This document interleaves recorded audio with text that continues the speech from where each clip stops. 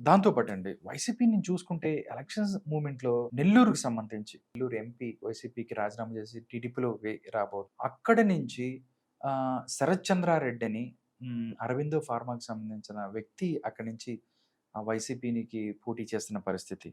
మనం చూసుకున్నట్లయితే లెక్కర్ స్కామ్‌లు, ఢిల్లీ లెక్కర్ స్కామ్‌లో నిందితుడిగా ఉన్నాడు హ్మ్. శరత్ చంద్రారెడ్డి. హ్మ్. అంటే వైసీపీకి స్కాముల్లో ఉన్నోళ్ళు, స్కీములు చేసినోళ్ళు, బూతులు తిట్టేవాళ్ళు తప్ప ఎవరు దొరకరని అనుకుంటారు.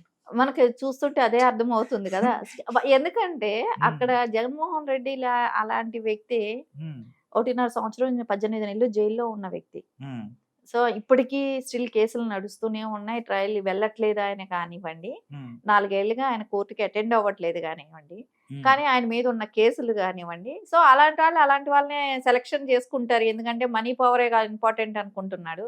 వాళ్ళ వెనకాల వాళ్ళ అంటే బ్యాక్‌గ్రౌండే గానివ్వండి, వీళ్ళు చేసే స్కాములు కానివ్వండి, హ్మ్. రేపు ప్రజాధనాన్ని ఎంత రకంగా దుర్వినియోగం చేస్తారని చెప్పి గాని, ఇప్పుడు ఓకే. ఈ రోజు మనం చూస్తున్న వైసీపీలో ఉన్న నాయకులందరూ తెలుగుదేశంలోకి చాలా వరకు మొత్తం రావటానికి అందరూ ఇప్పుడు నెల్లూరు స్వీప్ అండి. అధికారంలో వేమిరెడ్డి ప్రభాకర్ రెడ్డి, మాగంటి శ్రీనివాసులు రెడ్డి, అదే ఆనం రామనారెడ్డి మొత్తం అందరూ అదే ఎవ్వరైనా ఒక్కటి హ్మ్. ఆలోచించాలండి. హ్మ్. అధికారంలో ఉన్న పార్టీని వదిలి ఈ హ్మ్. తెలుగుదేశం పార్టీకి వస్తున్నారని అంటేనే నువ్వు గెలవవనేది స్పష్టంగా నీ పార్టీ నాయకులకి తెలిసిపోయింది. కాబట్టే వాళ్ళు స్వచ్ఛందంగా ఎవరికి వాళ్ళు మాకు సీటొచ్చి మేము అక్కడ గెలుస్తాము అనే హ్మ్. నమ్మకంతో ఇక్కడికొచ్చేస్తున్నారు. హ్మ్. సరే పాపం కొంతమంది సీట్లు లేకపోయినా పర్లేదు మేము పార్టీకి మద్దతు ఇస్తామనే వాళ్ళు కూడా చాలా మంది ఉన్నారు. మేము హ్మ్. మా సీటు వదులుకొని కూడా మేము మద్దతు ఇస్తామనే వాళ్ళు కూడా ఉన్నారు. కానీ అది తెలుస్తుంది కదా! అవును. నువ్వు అధికారంలో ఉండి కూడా నువ్వు పార్టీలో ఉన్న వ్యక్తులను నువ్వు కాపాడుకోలేకపోయావనంటే బెస్ట్ దానికన్నా ఫెయిల్యూర్ ఇంకోటి లేదు లేదు కదా! కదా! ప్రజలు ఫెయిల్యూర్, హ్మ్. నాయకుల్లోనూ ఫెయిల్యూర్. ఇంక ఏ రకంగా నువ్వు సక్సెస్‌ఫుల్ హ్మ్. కుటుంబంలోనూ ఫెయిల్యూర్. ఓకే. ఏ రకంగా సక్సెస్? అవును. హ్మ్. అంటే ఉన్నవాళ్ళని కాపాడుకోలేకపోతే అమ్మని, చెల్లిని వాళ్ళు వెళ్ళిపోయారు. రాజకీయ నాయకులు నాయకులు ఎళ్ళిపోతున్నారు. వెళ్ళిపోతున్నారు వీళ్ళు వదిలి. ప్రజలులో చేంజ్ వస్తుంది. హ్మ్. ఆ! ఏ రకంగా మనం సక్సెస్ అయ్యామని ఆలోచించుకోవాలి జగన్మోహన్ రెడ్డి గారు. ఓకేనండి. దాంతో పాటుగా కూడా మనం చూసుకుంటే జగన్ మాటలు కొన్ని రోజుల నుంచి మనం చూసుకుంటే, ఒక్కసారి మనం తెలంగాణ ఎలక్షన్స్ దగ్గర నుంచి ఏపీ ఎలక్షన్స్ దగ్గరికెళ్దాం. తెలంగాణ ఎలక్షన్స్ దగ్గరికొస్తే కేసీఆర్ గారు ఏం చేస్తాం? ఓడిస్తే ఫార్మ్ హౌస్‌లో పోతా ఏంటి? ఇంట్లో పడుకుంటా, రెస్ట్ తీసుకుంటా అని అన్నాడు.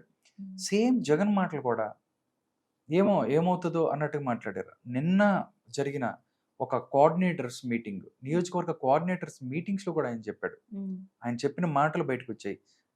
నేను చేయగలిగినంతా చేశాను. ఇంక హ్మ్. నా చేతుల్లో ఏం లేదు. ఇంక మీరే జూసుకోవాలి. హ్మ్. మీరే చెయ్యాలి. అంటే ఈ నిర్వేదపు మాటలు ఎలక్షన్స్ కన్నా ముందే, హ్మ్. ఎలక్షన్ కన్నా ముందే జగన్ చేతులెత్తేసాడని చెప్పొచ్చా? ఇంకా అంతే కదండీ. ఇప్పుడు హ్మ్. నాయకులు ఉండట్లేదు. హ్మ్. పార్టీ మారటానికి సిద్ధమయ్యారు. హ్మ్. ఆ ఫ్యామిలీ రోడ్డునకొచ్చింది. హ్మ్. ప్రజల్లో వ్యతిరేకతొచ్చింది. ఆ లిక్కరే కానివ్వండి, ప్రతి రోడ్లు కానివ్వండి, ప్రతి చోట్ల ప్రతిదీ పోలవరం కడతానన్నాడు. అమరావతిలో 3 రాజధానులన్నాడు. హ్మ్. అమరావతిని అట్లా ఆపేసాడు. అమరావతి రైతులు ఉద్యమం చేశారు. హ్మ్. సో, ప్రతి చోట ప్రతిదీ కూడా వ్యతిరేకతే ఉంది కదా! హ్మ్. జగన్మోహన్ రెడ్డి అతనికి తెలుసు. మనం ఓడిపోతున్నాం అనేది ఆయనకి తెలుసు. అందుకే ఈ నిర్వేదం నేనేదో చాలా చేశాను. ప్రజలు ఆదరించట్లేదేమో అనే ఒక ఇది ఆయన అనుకుంటున్నాడు. ఈ నవరత్నాల్లో నేను కొన్ని రత్నాలు చేశానేమో అని. హ్మ్. ఆ రత్నాలు కూడా ఎంతవరకు చేశావు? నీకు అనుకూలమైన వాళ్ళకి. హ్మ్. నేను ఒకటే అనుకున్నాడండి. వాలంటరీ వ్యవస్థ పెట్టాను. వాళ్ళు 50 మందికి ఒకళ్ళు ఉంటున్నారు కదా! 50 అంటే వా కుటుంబాలకని వాళ్ళు నా సైన్యము. నేను హ్మ్. గవర్నమెంట్ ఉద్యోగాలు ఇచ్చేసాను అనుకున్నాడు. ఏంటండి చదువుకున్నాడు. ఆ! వాలంటరీ ఉద్యోగాలు 5,000 చేసుకుంటే సరిపోతదా అండి? హ్మ్. ఆ! అదా ఉద్యోగాలివ్వటం? నువ్వు స్టూడెంట్స్‌కి ఏ రకమైన ఉద్యోగాలిచ్చావు? ఇప్పటి వరకు నోటిఫికేషన్ అయినా ఒకటైనా నువ్వు ఇచ్చావా? హ్మ్. ఏదైనా పెట్టావా? ఏమీ లేదు. ఓకే. అందుకని ఆయనకి పబ్లిక్‌కి తెలుసండి. ఏం చేశాను అనేది ఆలోచించుకుంటే ఆయన వేళ్ళ మీద కూడా లెక్క పెట్టుకోవాలి. డ్వాక్రా ఇది కూడా తీసుకోండి. అంగన్వాడీ వాళ్ళని తీసుకోండి. అంగన్వాడీ వాళ్ళకి ఏమైనా చేశాడా? హ్మ్. వాళ్ళు గొడవ పడి వాళ్ళని కూడా రోడ్ల మీద కొట్టి, కేసులు పెట్టి ఆ! హ్మ్. వాళ్ళకి జీతాలు పెంచక వాళ్ళని ఇబ్బందులు పెట్టాడు.